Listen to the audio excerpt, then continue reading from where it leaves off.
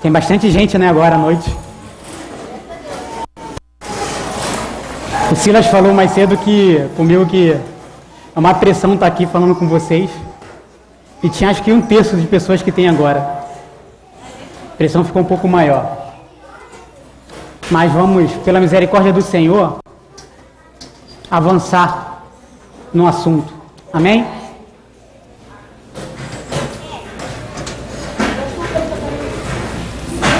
Amém.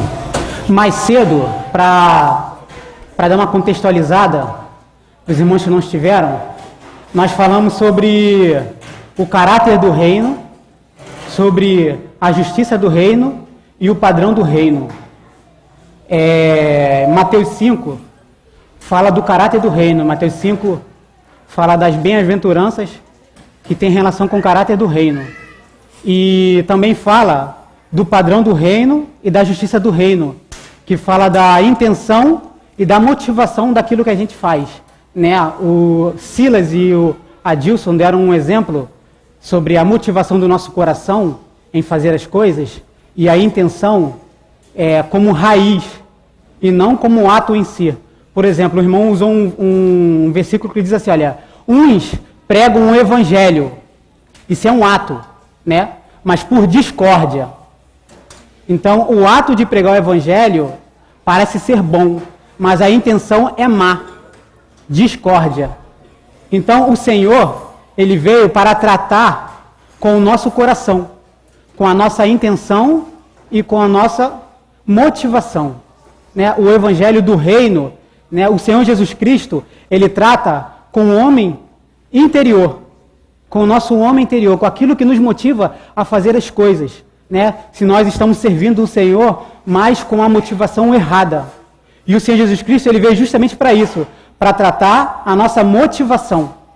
Porque não adianta fazer a obra, como o Senhor falou, muitos naquele dia me dirão, Senhor, em Teu nome eu fiz isso, em Teu nome eu fiz aquilo. E o Senhor vai falar assim, olha, para trás de mim, porque eu não vos conheço. Porque o Senhor conhecia a motivação daqueles que estavam fazendo a obra. Então não adianta nada a gente sair para pregar o Evangelho se a nossa motivação e se a nossa intenção ela é errada. Por isso que os 3 primeiros pontos falam do caráter do Senhor, né? Quando fala bem-aventurados humildes. Quem é humilde? Quem é humilde? O Senhor que é humilde. Nós temos até humildade, mas humilde é o Senhor. Então, as 9 bem-aventuranças está falando do Senhor. E essa vida, o Senhor, Ele está dentro de nós. Amém? E essa vida quer tratar com a nossa intenção e quer tratar com a nossa motivação. Amém? Para que nós possamos servir o Senhor, para que nós possamos propagar o reino de uma forma correta. Amém? Só que foi tratado também uma outra coisa sobre a realidade do reino e a aparência do reino.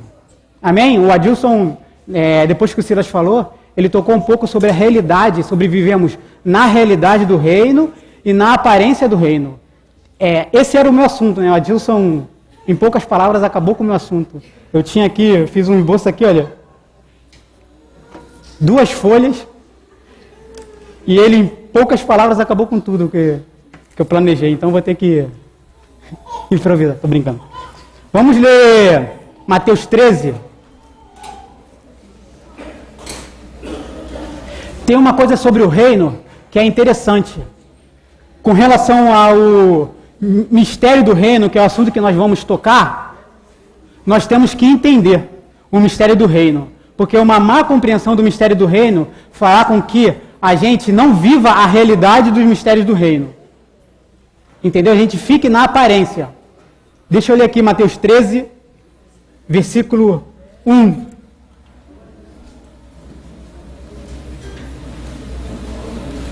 Amém? Marconi? Naquele mesmo dia, saiu Jesus de casa e assentou-se ao mar. E juntou-se a ele muita gente, de modo que entrou num barco e se assentou. E toda a multidão estava em pé na praia. Ele lhes falou de muitas coisas por parábolas, dizendo... Aí do 13 vamos para o 9. Quem tem ouvidos para ouvir, ouça. Então aproximaram-se os seus discípulos e disse-lhes: por que ele fala por parábolas? E ele respondendo disse-lhes: porque a vós é dado a conhecer os mistérios dos reinos dos céus, mas a eles não lhes é dado, porque aquele que tem, dar-se-lhes-á, e terá em abundância, mas aquele que não tem, até aquilo que tem lhe será tirado. Por isso falo-lhes por parábolas, porque eles, vendo, não veem, e ouvindo, não ouvem, nem entendem.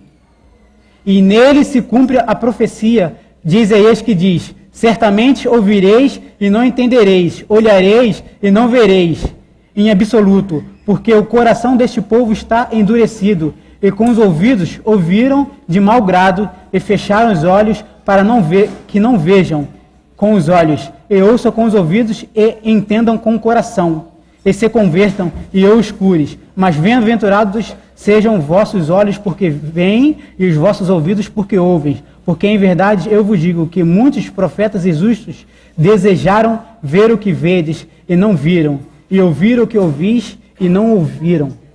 Então, com relação ao reino de Deus, nós precisamos entender o que é o reino de Deus. Senão, uma má compreensão desse reino fará com que a gente não veja. Se a gente não ouvir sobre o reino e se a gente não ver, a gente não vai entender o reino. E entender o reino é de crucial importância. Para quê? Para que a vida do reino se manifeste em nós. Se a vida do reino não se manifestar, nós não viveremos a realidade do reino. Nós viveremos a aparência. E é isso que Mateus 13 fala. Mateus 13 está falando de que o reino dos céus, ele tem dois ambientes. O ambiente da realidade e o ambiente da aparência. E a primeira coisa que você tem que entender é o seguinte, que o Senhor, que é essa semente, Ele está dentro de nós. E essa semente, ela tem que ser gerada, ela tem que ser frutificada. Se a semente não for frutificada, nós não estaremos vivendo a realidade do reino. Nós estaremos fazendo muitas coisas, mas não na realidade, só na aparência. Por isso que na parte da manhã, nós falamos sobre o Senhor Jesus Cristo como caráter, tratando da nossa intenção e da nossa motivação. Porque se a gente não tratar, se um cristão não trata com a intenção e com a motivação, ele não vai saber se ele está vivendo a realidade ou se ele está vivendo a aparência. Porque aparentemente ele está fazendo muitas coisas, ele pode, como eu falei antes, ele vai falar: Senhor, eu estou curando, Senhor, eu estou fazendo isso, eu estou fazendo aquilo. Quando os 12 saíram para pregar o evangelho, Judas saiu junto. Judas foi lá e expulsou o demônio. Mas o que Judas era? Filho da perdição. Estava na aparência. Parecia que ele era filho, mas ele não era. Então nós temos que compreender, de fato, que nós temos a vida de Deus em nós. E essa vida, ela tem que frutificar. Por isso que a primeira parábola de Mateus 13 é a parábola do semeador. O que é o semeador? Quem é o semeador? O Senhor Jesus Cristo. E o que ele fez? Ele semeou a sua vida para dentro de nós. Não é isso? E ele fala lá, olha, na parábola do semeador, existem 4 indivíduos ali, né? Um indivíduo que tem o solo pisado, que tem os espinhos, que tem as pedras e tem a boa terra, não é isso? Ou seja, se você for separar, fazer esses dois ambientes, existe um que está no ambiente correto, que é o ambiente do reino, que é o que tem o quê? Um coração aberto, para que essa semente, ela produza 100, 60 e 30. E existe um outro grupo de indivíduos que tem o quê? Um coração pisado, que tem um coração cheio de espinhos e que tem um coração cheio de pedras. Entende? Então, assim, uma má compreensão do evangelho do reino, uma má compreensão da vida de Cristo em nós, ela não frutificar, gera uma aparência, não a realidade. Entendeu? Por isso que primeiro a parábola do semeador, ela é importante que nós entendamos que o Senhor está dentro de nós e Ele precisa encontrar uma terra boa para frutificar. Se o Senhor não encontrar uma terra boa para frutificar, a segunda parábola, que é a parábola do joio e do trigo, que nós fomos lançados no mundo, nós, quando formos lançados no mundo, em vez de produzirmos uma vida, nós sermos luz do mundo, como a Escritura fala, né? Vós sois a luz do mundo. Então, na parábola do joio e do trigo, nós somos a luz do mundo. Se a gente não permitir que a vida de Cristo frutifique em nós, quando nós estivermos na escola, quando nós estivermos com nossos amigos, quando nós estivermos nos nossos afazeres, ao invés de a gente produzir a luz de Cristo para esse mundo tenebroso, nós vamos estar produzindo outra coisa. Nós vemos que, em seguida, da parábola do joio e do trigo, tem a parábola do fermento, não é isso? E a parábola, qual a outra parábola? Do grão de mostarda e do fermento, não é isso? Fala que o fermento, ele foi misturado com a farinha. A farinha, ela tipifica a palavra. Então, se você não compreende, se a palavra ela não é gerada, tudo que você faz é como que eu posso explicar? Se você não entender o evangelho do reino, se ele não produzir em você fruto, toda a sua vida cristã nesse mundo, toda a sua obra será uma obra misturada. Não será uma obra genuína. Entendeu? Por isso que fala ali do fermento, né, do grão de mostarda. Se nós correlacionarmos o grão de mostarda com a fé e com a vida cristã em nós, é nisso que nós temos que nos mover. Que a vida de Deus que é plantada em nós, que gera um fruto de fé. Por isso que produz 100, por isso que produz 60 e por isso que produz 30. Enquanto que no outro a ave vem e come, enquanto que no outro os espinhos impedem, né, o crescimento e no outro os cuidados da vida sufocam, naquele que o Senhor encontra uma boa terra, ele produz muito fruto. Por isso que nós podemos correlacionar essa parábola do fermento com essa vida frutífera. Entendeu? E se a gente não compreender isso, né, a nossa obra, nós não daremos valor, se a vida de Cristo não for gerada em nós não daremos valor a essa vida. Por isso que tem a parábola as duas últimas parábolas, que é a do valor, do tesouro e da pérola. A pérola é por quê? Porque essa vida está sendo gerada, está crescendo. É uma coisa de muito valor. Entendeu? Enquanto que o outro, que não produziu nada, ele vai investir no mundo. A sua vida cristã será voltada para a aparência, para o mundo. Entenderam? Então, esse pano de fundo. Então, vamos ler Mateus 13, a parábola do joio, do semeador. Que é a partir do 3. Do 13 até o 8.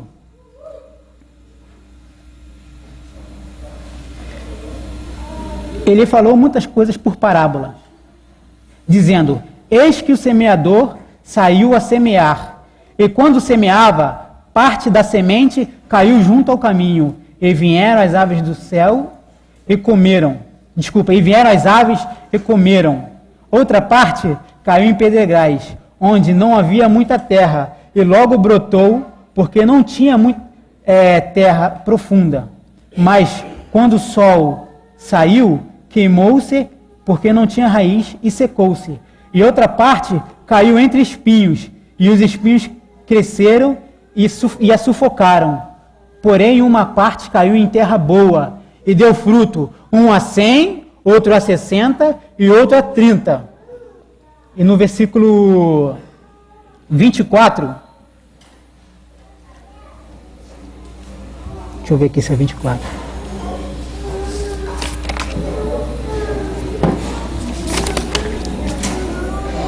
Não, desculpa, no 18.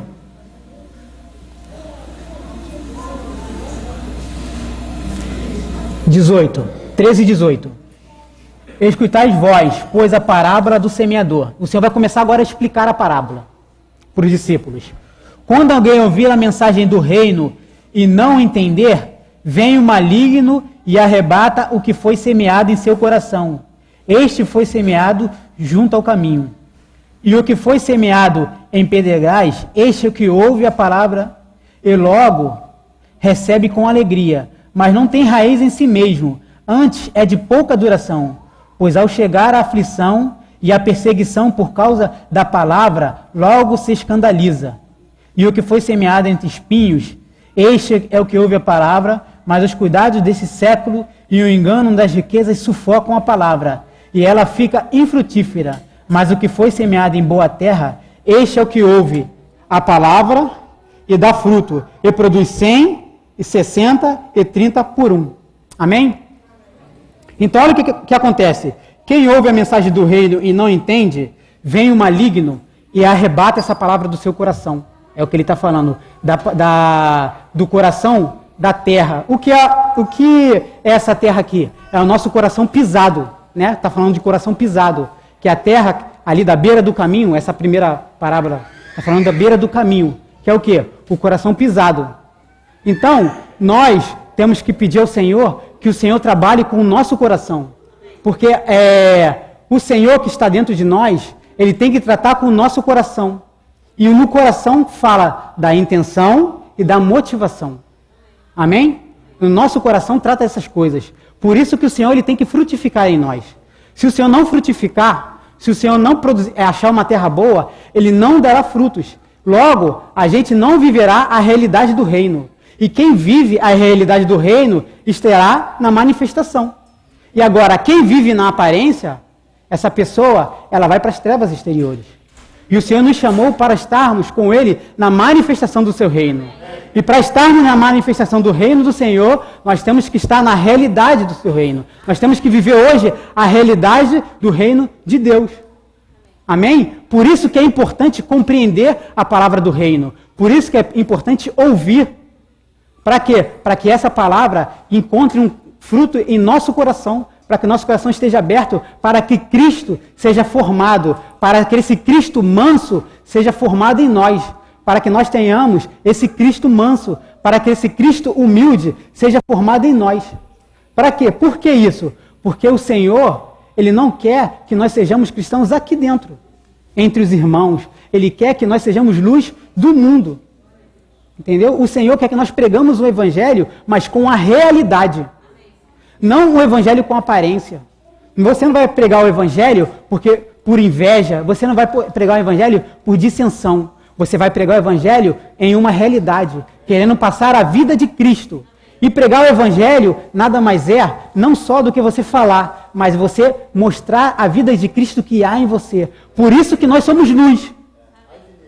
Né? Por que nós somos luz? Por que nós somos sal? Porque é uma questão de vida.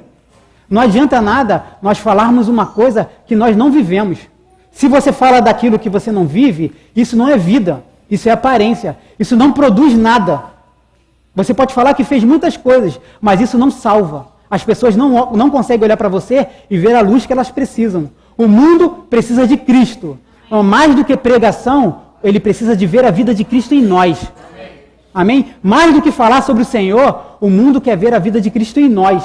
Onde que você vai expressar a vida de Cristo? Na sua escola, entre os seus amigos, na sua casa. É assim que você expressa a vida de Cristo. E expressando a vida de Cristo, você vive a realidade do reino dos céus. Amém? Vamos ler a parábola do joio. Oi. Mateus 24 ao 30. 13, versículo 24 até o versículo 30. Propôs-lhe outra parábola, dizendo: o reino dos céus é semelhante a um homem que semeia boa semente em campo. Mas enquanto os homens dormiam, veio seu inimigo e semeou o joio entre o trigo e retirou-se. E quando a erva brotou, deu fruto. Então apareceu também o joio. Vieram os servos do dono da casa e lhe disseram: Senhor, não semeaste boa semente em teu campo? De onde, pois, vem o joio? E ele lhes disse: um inimigo é quem fez isso. E os servos lhe disseram: queres, pois, que vamos e arranquemos? Ele lhes disse: não, para que ao arrancar o joio, não arranqueis também com ele o trigo. Deixai crescer junto as duas coisas, até a colheita. E no tempo da colheita, direi aos ceifeiros: recolhei primeiro o joio, atai-o em molhos para queimá-lo, mas o trigo recolhei-o em meu celeiro. O versículo 36, ele vai começar a explicar essa parábola. Então Jesus, tendo despedido a multidão, foi para casa e chegaram-se a ele seus discípulos, dizendo: explica-nos a parábola do joio do campo. E ele lhe disse: o que semeia a boa semente é o filho do homem, o campo é o mundo, a boa semente são os filhos do reino, os joios são os filhos do maligno, o inimigo que a semeou é o diabo, a ceifa é o fim do mundo, e os ceifeiros são os anjos. Assim, pois, como se recolhe o joio e se queima no fogo, assim será no fim do mundo. Enviará o Filho do Homem e seus anjos, e colherão do seu reino tudo que causa tropeço e os que cometem iniquidade, e os lançarão na fornalha de fogo, e ali haverá pranto e ranger de dentes. Então os justos resplandecerão como o sol no reino de seu Pai. Quem tem ouvido para ouvir, ouça. Então aqui, ele vai falar o seguinte, olha, no versículo 38, o campo é o mundo, a boa semente são os filhos do reino. Agora, o Senhor está relacionando a semente com os filhos do reino. Nós somos a semente. Amém? Ou seja, nós que temos a semente, que é Cristo, agora o Senhor, que com essa vida, nos coloca no mundo, que ele fala, o campo é o mundo. O que é o campo é o mundo? É o dia a dia, é o nosso dia a dia. O Senhor, ele nos salva para que nós sejamos luz nesse mundo, para que nós vivamos uma vida de luz nesse mundo. Para quê? Para que as pessoas vejam essa luz e se convertam. Não é isso? Deixa eu ler aqui essa questão da luz do mundo. Mateus 5, 14.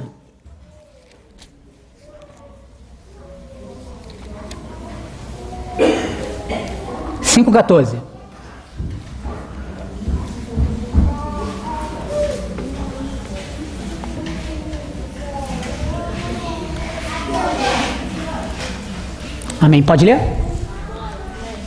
Vós sois a luz do mundo.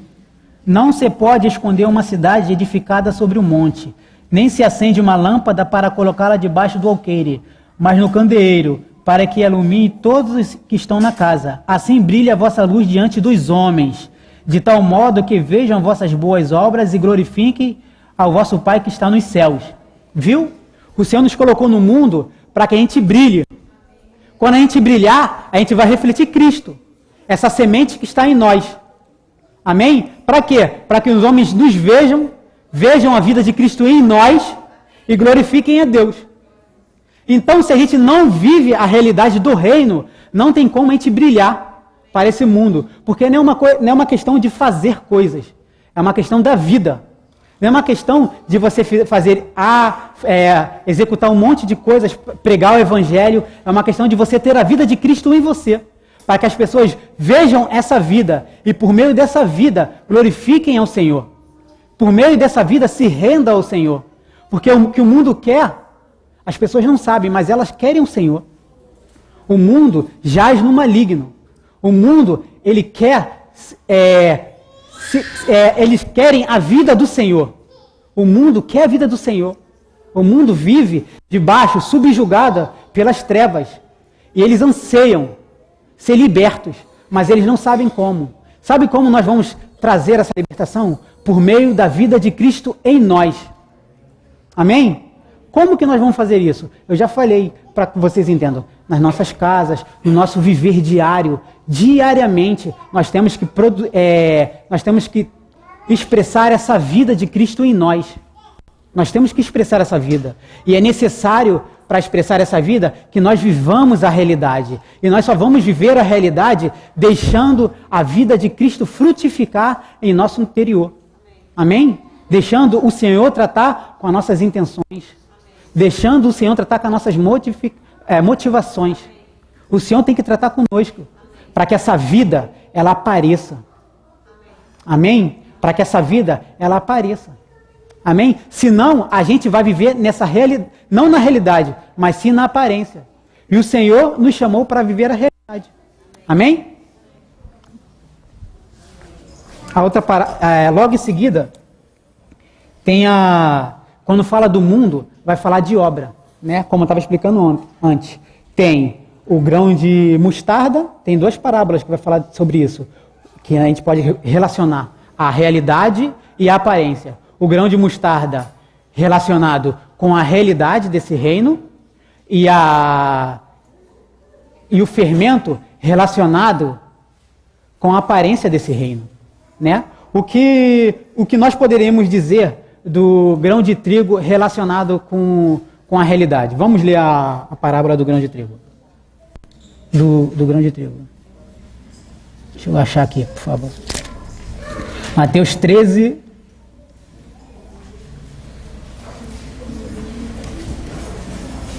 Desculpa, do grão de mostarda. 13 e 31. 31 e 32. Outra parábola propôs dizendo: o reino dos céus é semelhante a um grão de mostarda, que o homem tomou e semeou em seu campo, ao qual é, na verdade, a menor de todas as sementes, mas crescendo é maior que as hortaliças, e se faz árvore, de tal modo que as aves do céu vêm e aninham-se em seus ramos.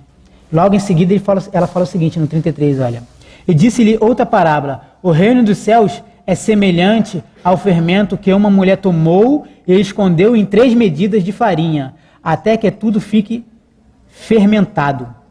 Então é o seguinte, o que acontece? Nessa linha de realidade e aparência, o Senhor nos colocou no mundo para nós produzirmos a vida do Senhor. E essa vida só é produzida por meio da fé. Entendeu? Por isso que nós podemos relacionar a mostarda, quando o Senhor fala: se tiveres fé como um grão de mostarda, você vai transportar esse monte, dirá esse monte: sai daqui e vai acolá, e isso vai acontecer. Então, o que eu quero dizer com isso? Que a vida de realidade, ela tem que ser vivida por meio da fé. Na fé no Senhor. Entendeu? Nessa fé. Para quê? Para que essa luz, para que essa vida resplandeça. Que é diferente da aparência. A aparência é uma vida sem fé, é uma vida misturada. Por isso que fala do fermento misturado com a farinha. É uma vida que é misturada. Uma vida que não produz uma realidade, que não reflete aquilo que é verdadeiro. Entendeu? Na Bíblia, nós temos o fermento relacionado com o pecado, com heresia e com hipocrisia. O fermento é relacionado. Podemos ver isso aqui, quer ver? Deixa eu só achar o versículo aqui, olha. 1 Coríntios 5.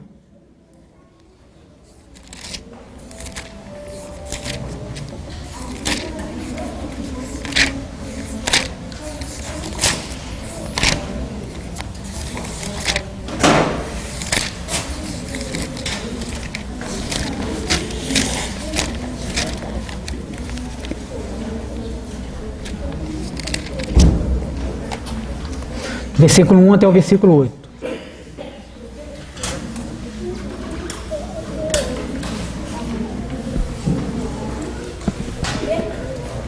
Amém? Pode ler?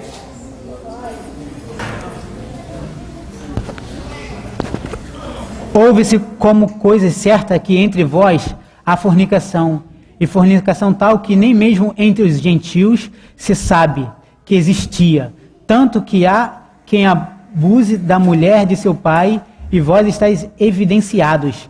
Não deverias, ao menos, sentir dor em não ser tirado do meio de vós o que cometeu tal ação? Certamente eu, como ausente no corpo, porém presente no espírito, já julguei como se estivesse presente o que cometeu tal ação. Em nome de nosso Senhor Jesus Cristo, reunindo vós e o meu espírito como poder do nosso Senhor Jesus Cristo, tal seja entregue a Satanás para a destruição da carne, a fim de que o espírito seja salvo no dia do Senhor Jesus Cristo. Não é boa a vossa jactância? Não sabeis que um pouco de fermento leveda toda a massa? Purificai, pois, o velho fermento, para que sejais nova massa, sem fermento como sois, porque a vossa Páscoa é Cristo, já sacrificada por nós. Portanto, celebrando a festa não com o velho fermento, nem com o fermento da malícia e da maldade, mas com os pães sem fermento, da sinceridade e da verdade. Então ele está relacionando aqui esse fermento com a malícia e com a maldade, ou seja, o fermento relacionado com o pecado. Mas também nós podemos relacionar esse fermento como a hipocrisia dos fariseus. Quer ver? Lucas 12, 1.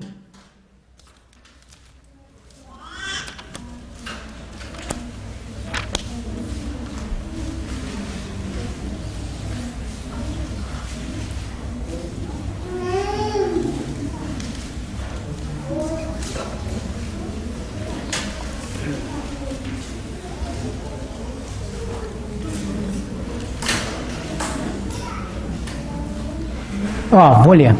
Nisso, ajuntando-se muitos milhares de pessoas, e a ponto de uns pisarem aos outros, começou a dizer aos seus discípulos: primeiramente, guardai-vos do fermento dos fariseus, que é a hipocrisia. Uma vida de hipocrisia. Né? O fermento aqui está relacionado com a hipocrisia. E lá em Mateus 13, está relacionado o fermento misturado com a farinha, ou seja, a heresia, que tem relação com a palavra que não é genuína, uma palavra misturada. O que eu quero dizer com isso? Que na realidade e na aparência do reino, nós vamos ter os irmãos que expressam a vida de Cristo e aqueles irmãos que vivem na aparência, que vivem uma vida de pecado, vivem uma vida de hipocrisia e pregam um evangelho misturado. Por quê? Porque não tem a vida de Cristo formada em seu interior, que a sua intenção não foi tratada, que a sua motivação não foi tratada. Então, no mundo, né, no seu dia a dia, que como nós fomos plantados no mundo, eles vão viver uma vida de aparência, não uma vida de realidade. Entendeu? Amém? Amém. E a segunda, com relação à motivação, por nós não expressarmos o Senhor, a nossa motivação ela vai ser questionada. Olha aqui, com relação à motivação, nós podemos ver em Mateus 13 duas parábolas.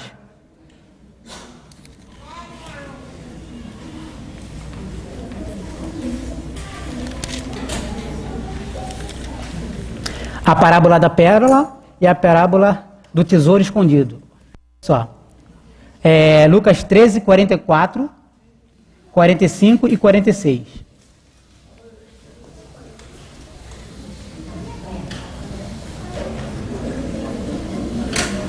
Amém? Acharam? Mateus 13. Mateus 13, 44, 45 e 46. São as duas parábolas.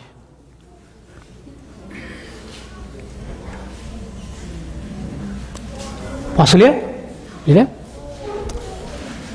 Também o reino dos céus é semelhante a um tesouro escondido no campo, que um homem, tendo achado, escondeu. E pelo gozo por ele, vai, vende tudo que tem e compra aquele campo. E depois ele fala: o reino dos céus também é semelhante a um homem negociante que busca pérolas preciosas. E ao encontrar uma pérola de grande valor, foi e vendeu tudo o que tinha e a comprou. Então aqui, essas duas parábolas, elas também mostram a motivação do nosso coração. A nossa motivação, o valor que nós damos ao Senhor.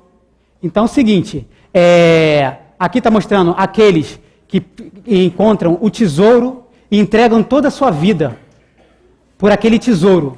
Eles se derramam totalmente ao Senhor, que aquele tesouro é o Senhor. Entregam a sua vida ao Senhor. Então, para que nós vivamos na realidade do reino, nós temos que entregar a nossa vida ao Senhor totalmente. Amém? Se nós não entregamos a nossa vida ao Senhor, nós não conseguiremos viver a realidade do reino. Enquanto que ele fala do tesouro escondido, o que acontece do tesouro escondido? Ele fala que o tesouro escondido, o homem achou o tesouro e escondeu no campo. Em outras palavras, o campo é o mundo. Não é isso que o Senhor fala? Que o campo é o mundo? Em Mateus 13 ele fala que o campo é o mundo. Logo, a pessoa pega a vida do Senhor e enterra no mundo. Por quê? Porque ele dá mais valor ao mundo do que ao Senhor. Por não compreender o reino de Deus. Ela não compreende, ela vive uma vida na aparência. E por viver uma vida na aparência, ela vive a sua vida voltada para o mundo. Não vive uma vida na realidade. Não vive uma vida voltada para o Senhor. Entendeu? Então nós precisamos o que a parábola de Mateus 13 explica? Que o reino dos céus é uma semente que encontra em nós, que tem que encontrar em nós uma boa terra para produzir uma realidade, para que nós vivamos uma realidade. E essa realidade fará com que nós no mundo, no nosso viver diário, nós vamos expressar essa vida, frutificando. Nós vamos expressar essa vida sendo essa luz nesse mundo. Para quê? Para que essa vida, para que essa pérola chegue aos homens. Entendeu? Para quê? Para que o mundo seja salvo, para que nós venhamos propagar o reino do Senhor. Que o nosso assunto é o reino. Nós sabemos que existe um império das trevas e que a igreja ela foi colocada para lutar contra principados e potestades. A igreja é um ambiente onde o reino de Deus é estabelecido, é expressado. E o Senhor, ele expressa esse reino por meio de nós, por meio dos filhos de Deus. O Senhor vai expressar esse reino nesse mundo. O reino não vai ser expresso só na igreja. O reino ele tem que ser expresso no mundo. O reino tem que ser expresso no mundo para quê? Para destronar principados e potestades. Amém? O Senhor quer destronar principados e potestades. E nós só vamos fazer isso vivendo a realidade do reino. Não vivendo na aparência. Não vivendo uma vida voltada para o mundo. Não vivendo uma vida desleixada. Não vivendo uma vida sem tratar com a intenção e com a motivação do nosso coração. Entendeu? Para que nós expressemos o reino de Deus, nós precisamos do rei. E quem é o rei? É o Senhor. Nós precisamos que o Senhor expresse a sua vida em nós. Nós precisamos que o Senhor frutifique em nós, para que nós venhamos dar frutos. Para que nós venhamos expressar esse reino, para que o reino do Senhor seja expresso nessa terra. Amém? O mundo anseia por isso. O mundo anseia a manifestação dos filhos de Deus. O mundo anseia. E nós precisamos entender essa questão do reino de Deus. Nós precisamos entender que nós precisamos viver a vida, viver a realidade, permitir o Senhor, que fala ali do caráter, permitir que o caráter de Cristo seja expresso em nosso caráter, por meio da nossa vida. Nós precisamos deixar o Senhor viver em nós. Amém? Nós precisamos pedir, está escrito assim, olha, sonda, Senhor, o meu coração, vê se há em mim um caminho mau. Nós precisamos olhar para o nosso coração. O Senhor quer encontrar o nosso coração uma boa terra. Porque o problema do homem está no seu coração. Não é isso que os maus desígnios estão no coração do homem? O Senhor fala isso, os maus desígnios estão no coração do homem. E o Senhor tem que tratar com o nosso coração. Por isso que mais cedo foi falado da intenção e da motivação. A intenção e a motivação trata com o coração do homem. E tratando com o coração do homem, o Senhor, ele pode ser expresso em sua plenitude. Por isso que o irmão falou que o vaso de alabastro, ele tem que ser quebrado. Como que nós vamos quebrar o vaso de alabastro? Tratando com as intenções do nosso coração, para que a vida de Cristo, ela seja expressa, para que nós sejamos a luz, para que nós sejamos sal nesse mundo. O reino de Deus precisa ser manifesto por meio das nossas vidas. O Senhor, ele vai usar o povo de Deus para expressar o seu reino, para lutar contra principados e potestades. Somos nós que vamos representar o Senhor. Somos nós que representamos o Senhor, mas sendo luz nesse mundo. Somos nós que o Senhor vai usar para lutar contra principados e potestades, para salvar, para pregar e propagar o evangelho do reino. Amém? Nós precisamos propagar o evangelho do reino, mas dentro de uma realidade. Não dentro de um ativismo. E qual a diferença do ativismo para a realidade? É quando você tem a vida. Quando você tem a vida. Se você não tem a vida, é ativismo, é aparência. Mas quando você tem a vida, quando você recebe o reino e o que o reino quer trazer, que é um rei, então é a realidade. Então você está expressando a realidade. Não é só um ativismo, é a realidade. Não é aparência, é a realidade. Então, se nós estamos vivendo na aparência, nós temos que pedir ao Senhor para que Ele nos transporte para a realidade do seu reino. Nós precisamos entrar na realidade, para quando o Senhor vier, na manifestação do seu reino, nós estejamos com Ele. Vocês querem estar com o Senhor? Quando Ele manifestar o seu reino? Ficar 1000 anos com o Senhor, desfrutando da sua vida, desfrutando do reino do Senhor. Então nós temos que pedir o Senhor tratar com as motivações dos nossos corações, com a intenção do nosso coração. Nós temos que pedir para o Senhor, Senhor, que essa sua vida, ela venha transbordar, que essa sua vida venha gerar fruto em nós. Precisamos pedir para que essa vida gere fruto, para que quando a gente sair daqui, porque é muito bonitinho aqui, a gente proclamar, falar Jesus Cristo é o Senhor, falar aleluia, falar amém, e nós temos que fazer isso mesmo. Mas a prova está quando a gente sai daqui. A prova está no nosso dia a dia. Sabe quando nós vamos perceber que estamos vivendo ou não a realidade do reino? No nosso dia a dia. Com os nossos pais, no nosso trabalho, nos nossos estudos, lá na escola, com os nossos amigos. Aí nós vamos ver se nós de fato estamos expressando a vida de Cristo, nós estamos transmitindo esse reino dos céus, ou se nós estamos em uma aparência. Aqui nós mostramos uma coisa, mas lá fora nós transmitimos outra coisa. Nós não estamos sendo luz. Muito pelo contrário, nós estamos sendo treva. Nós estamos indo contra o evangelho do Senhor. Nós não estamos propagando o reino. Nós estamos com esse fermento misturado, propagando a Satanás. Porque quando você não propaga o Senhor, o que você está propagando? Existem duas coisas. O reino dos céus, que é o reino do Senhor, e existe o império das trevas. Ou você está colaborando com o reino de Deus, ou você está colaborando com o império das trevas. E entender sobre o reino faz a diferença. Porque quando você está na aparência do reino, você está colaborando com o império das trevas. Você está, sem perceber, você está sendo oposição. E o Senhor nos colocou na igreja para que nós venhamos expressar a realidade do reino. Para que nós sejamos a favor.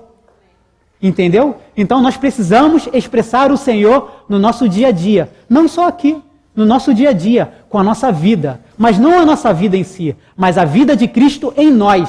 Para isso, nós temos que procurar ter raízes com o Senhor. Para isso, nós temos que procurar ter vida com o Senhor. Para isso, nós temos que ter uma vida diária, buscando o Senhor diariamente, orando, lendo as Escrituras, tendo comunhão. Para quê? Para que essa vida venha crescer. E sem que nós percebamos, nós vamos começar a ser luz. E as pessoas vão ver algo diferente. Não será só ativismo, não será só um falar, mas será uma vida expressa. O reino é uma realidade, uma vida expressa.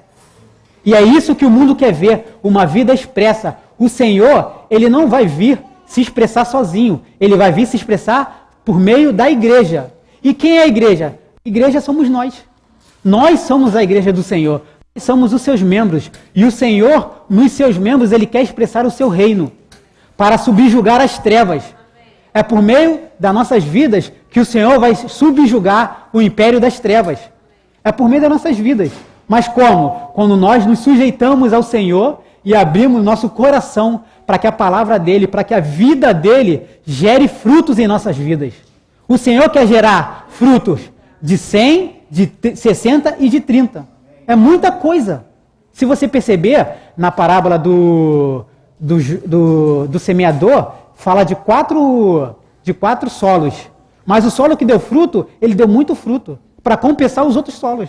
Existe muita coisa sendo falada no mundo, muitos evangelhos sendo pregados, mas o evangelho do reino, ele produz muitos frutos, porque o evangelho do reino traz o Senhor. O evangelho do reino expressa um rei, e é por isso que precisamos entender sobre o reino do Senhor. É por isso que nós temos que entender sobre o reino, porque se a gente não entender, nós não vamos expressar a realidade. E os mistérios do reino de Deus é justamente para isso, para desvendar para nós os segredos desse reino. E o segredo do reino é a realidade que nós vivemos em Cristo Jesus. Amém? Nós temos que pedir, Senhor, dai-nos condição de viver a realidade desse reino. Nós não temos condição, mas não podemos viver uma vida olhando para a nossa condição, mas sim confiando nessa semente que está dentro de nós, nessa semente que é Cristo. Essa semente por si mesmo, se ela encontrar um solo bom, ela vai produzir fruto.